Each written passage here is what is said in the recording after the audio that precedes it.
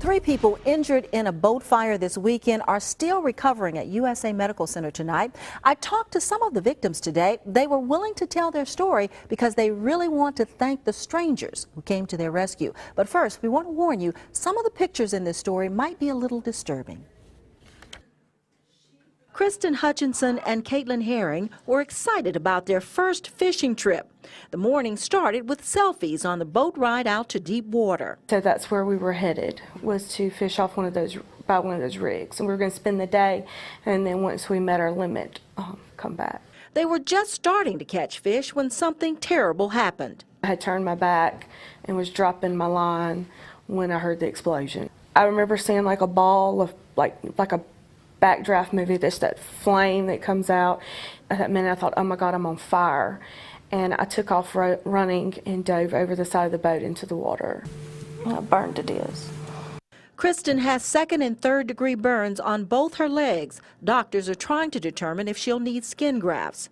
Melanie Breland was just a few feet from her daughter. And I don't know if it blew me off or if I jumped or I just went over backwards. There were a total of 7 people on the boat.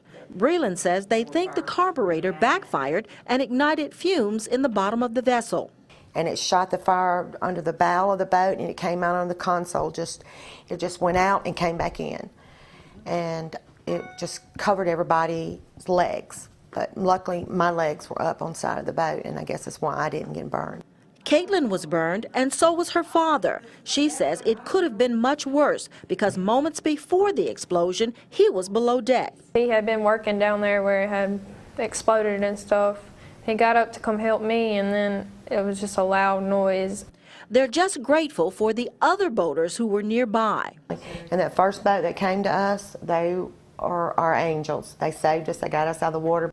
And another boater, the captain of the Blue Water Cowboy, took them to meet up with the Coast Guard. He had the fastest boat. They were wonderful. Everybody was. Breland says the first boat was out of Pascagoula. There was a nurse on board who knew exactly what to do for the injuries. Unfortunately, they didn't get any of the names. A Loxley girl is